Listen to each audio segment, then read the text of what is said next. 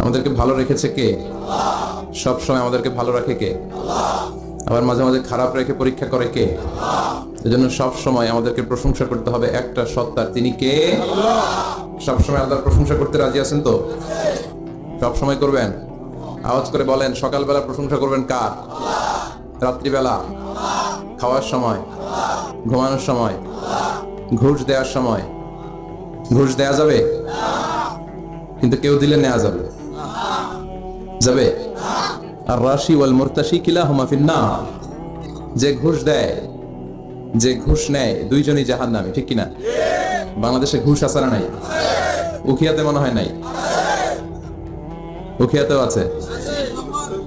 এক নম্বর, এক নম্বর হদ্দে না, এক নম্বর হদ্দে।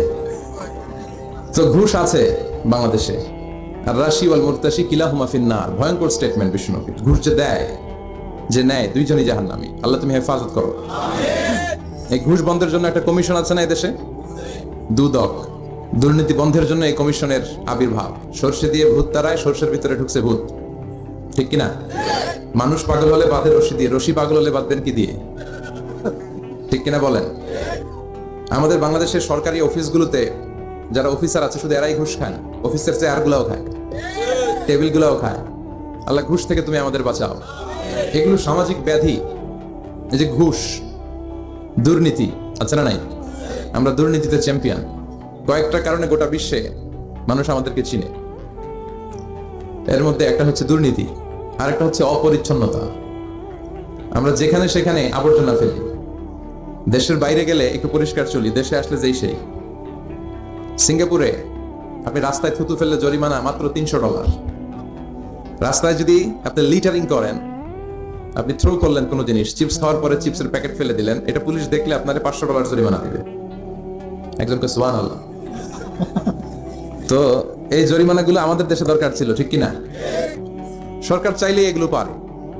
এই যে দুর্নীতি, ঘুষ, তারপরে বেকারত্ব, এটা বড় অভিশাপ। যুবক ছেলেগুলোর ধ্বংস হয়ে যাওয়ার অনেকগুলো কারণের একটা কারণ হচ্ছে বেকারত্ব। রসুল বাত্তালি দুক্কানু শয়তান, অলস মস্তিষ্ক শয়তানের আড্ডা। কাজ নাই, কাম নাই। হিন্দি সিনেমা দেখে, আছে না নাই? রূপবানে নাচে কোমর দুলাইয়া, ফেরেশতারা বলবে তো করে পিটামো আমরা ঝুলাইয়া। তো ওদের যদি কাজ থাকতো, যুবকদেরকে যদি ইউনাইটেড করা যেত, গভর্নমেন্টের পক্ষ থেকে ওদেরকে স্বাবলম্বী করার সুযোগ সুবিধা দিলে ওদের মাথার মধ্যে শয়তান ঢুকতে পারতো। এজন্য আমরা বলি, মনটাকে কাজ দাও। মনটাকে কি দাও? মনের আরবি হচ্ছে কলব। মনকে আরবিতে কি বলে? কলব। কলবকে কলব বলে এজন্য, কলব মানে পরিবর্তন হওয়া। কলব মানে কি? আমাদের মনটা সবসময় পরিবর্তিত হয়। এখন আছে এখানে, চলে গেছে ইন্ডিয়া, চলে গেছে আমেরিকা, চলে গেছে কাবার কথা মনে পড়ছে, সৌদি আরব চলে গেছে, ভিসা লাগছে। কথা বল। এই যে ভাবলেন আপনার হৃদয়টা এখান থেকে ওখানে ছোটাছুটি করলো, ভিসা লাগে? লাগে না। এটার ভিসাও লাগে না, পাসপোর্টও লাগে না। তো এই জন্য কলব, মন, এটা সবচেয়ে বেশি ছোটাছুটি করে, সবচেয়ে বেশি দৌড়াদৌড়ি করে। তো যুবকদের মনটাকে, এটা লাগামহীন হয়েছে, এটাকে ধরে রাখতে হবে কাজের মধ্য দিয়ে।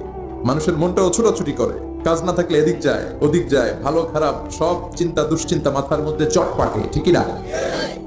এই জন্য নিজেকে যদি কাজে ব্যস্ত রাখেন, এই পাগলামি মাথার মধ্যে ঢুকবে? কথা বলেন।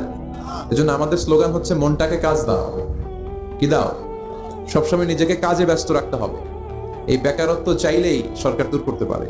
এই লাস্ট বিসিএস যেটা গেল, এটা কততম বিসিএস? 37তম। এটাতে অ্যাপ্লাই করছে কতজন জানেন? কত? যে পরিমাণে লোকজন অ্যাপ্লাই করেছে, তাতে খুব সম্ভবত প্রায় 300 কোটি টাকা পেয়েছে গভর্নমেন্ট। শুধু যে ব্যাংক ড্রাফট করে অ্যাপ্লাই করা লাগে। এই বাংলাদেশ, ভারত, পাকিস্তানে, পাকিস্তান বাদ দিলাম, ওটার কথা কইলেই রাজাকার। কথা কয় না? বাংলাদেশ, ভারত, এদের কথাই বলি। এই দুই দেশে চাকরি সোনার হরিণ, ঠিক কিনা? কেরানির কিছু পদের জন্য হাজার হাজার ডক্টরেট ডিগ্রিধারীরা ইন্ডিয়াতে অ্যাপ্লাই করেছে। বাংলাদেশও এই করুণ দশা।